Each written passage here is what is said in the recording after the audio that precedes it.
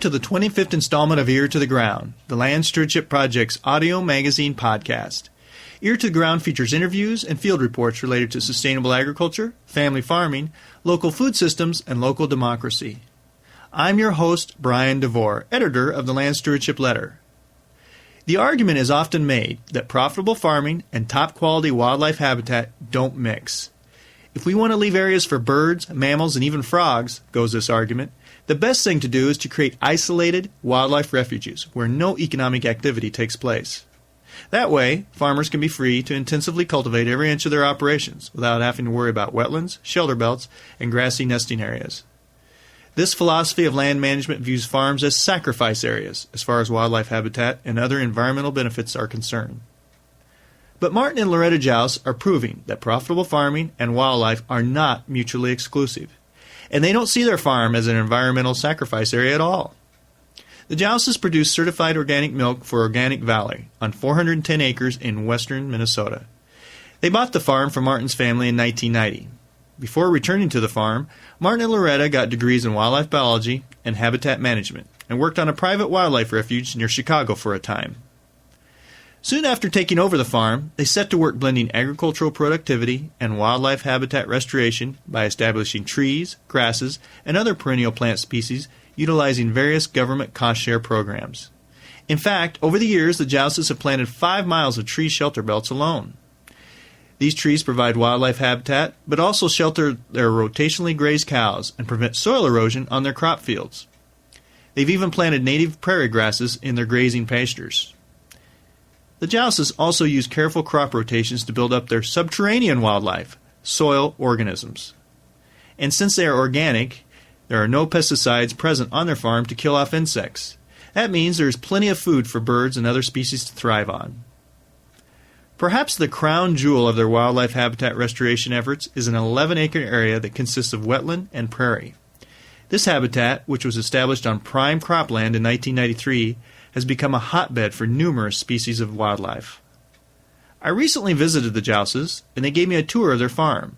At one point, we stopped by the 11 acres of wetland and prairie to watch, listen, and talk about the idea of farms as natural habitats. This is 10, 11 acres of some of the richest farmland in this part of the county, probably the country, maybe the Midwest. And back in 93, we did some excavating and decided to restore this as a wetland, which was kind of one of the predominant features in this area historically. This was kind of the prairie pothole region. So we did that, and I think people were maybe questioning that financially, but to us it just made good sense because it's important for us to have diverse numbers and species of animals and plants on our farm. And what happened the first year, and some of that was, kind of weather factors, which helped us out immensely, but we built the wetland, and that fall, the sky was just black with migrating ducks coming through here. And since then we have probably not anything quite as dramatic as that first year, but consistently waterfowl and different species of mammals and many different kinds of songbirds. In fact, when we first walked out here, you could have heard a clay-colored sparrow. I think he took off when we got out here, but that's kind of an unusual find. We had a researcher from South Dakota State University that came out studying the farm a few years ago and was excited to have found that here. And especially amphibians. I mean, we noticed a severe decline in amphibian population since we first moved to the family farm in 1980. And these wetlands and other conservation projects we've done, we've seen things, kind of bounding back, and are really excited about that because amphibians are what we know as an indicator species, which kind of lets you know the overall health of your environment. So we're excited to see them doing well again. Over the course of the years, we have about 200 bird species that visit our farm. Either they nest here during the summer, they stop here during migration, or they winter here. So we have quite a few varieties to pick from. Some of the ones that excite us a little bit more are one you may have heard on this audio was the clay-colored sparrow, because they needed a real specific habitat, and they're finding it here. Another one is the orchard orioles. We've never saw them until maybe 10 years ago, and now we have a pretty good population of them. They're not just on our main farm place, but they're out in our fields. So that's kind of unusual. We have a lot of grassland birds here. Almost every species that we probably can have here, we have on our farm. We've had a couple interesting ones last year and this year. We've had cattle egrets in our pastures, which I didn't know would be up here. We have shrikes on our property, which are pretty rare. Can you think of any more, Loretta? Well, not for birds, but as far as mammals, they range from deer to fox, of course, coon, rabbit, all the common ones.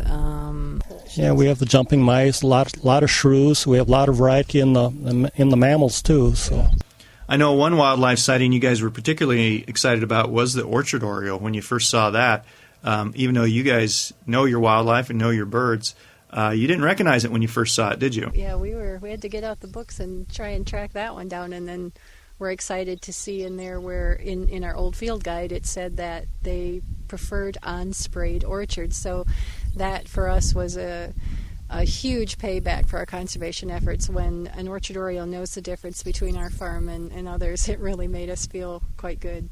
I think this is how we measure the success on our farm, by the wildlife. If the place is good for the wildlife, then we know it's good for us. And we've attained this with still keeping a viable farming operation going, and so there's room for both. So, what I'm impressed by is that not only do you have these special areas set aside for wildlife habitat, but that you've also integrated, ecologically sound lands management into your daily farming operation, whether it be in your rotational grazing system or your cropping system. And, you've done it in a way that kind of benefits you economically, but also really helps wildlife, water quality, that type of thing. Can you talk a little bit about that? Definitely.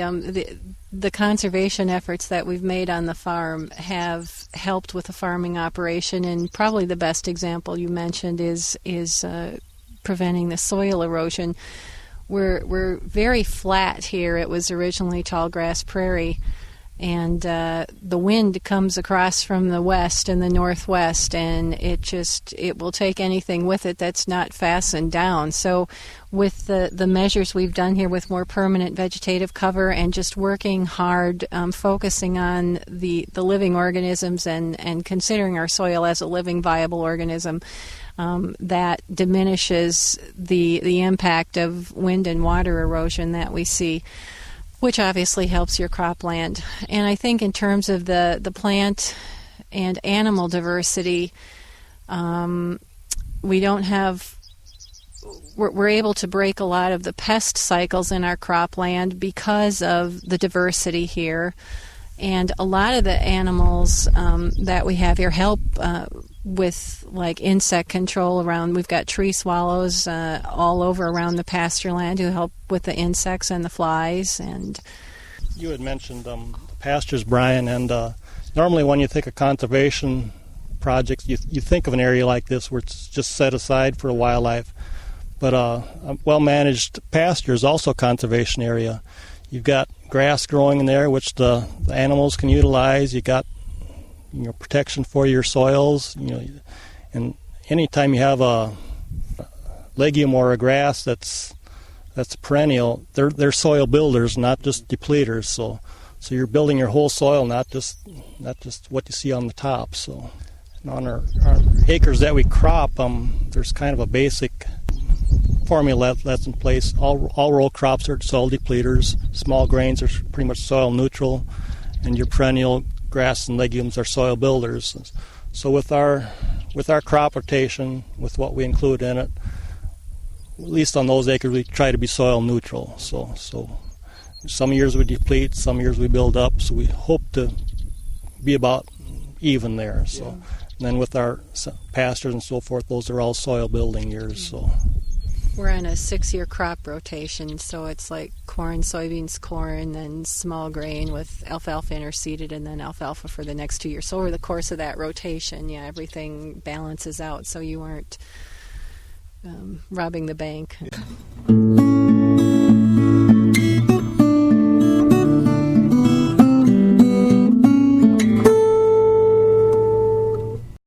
The Jouses concede their neighbors thought they were crazy when they took those 11 acres out of production.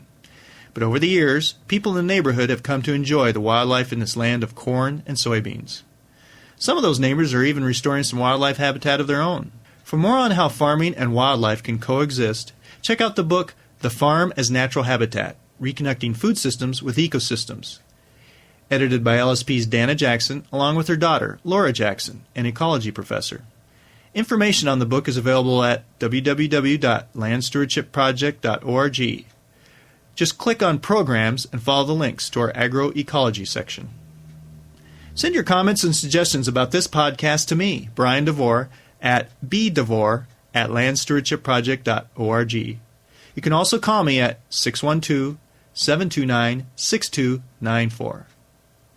A special thank you goes out to Laura Borgendale, a Western Minnesota musician who provided Ear to the Ground's theme music. And a very special thank you to all of Land Stewardship Project's members who have made initiatives such as this podcast possible.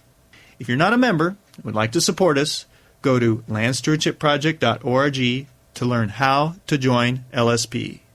Thanks for listening.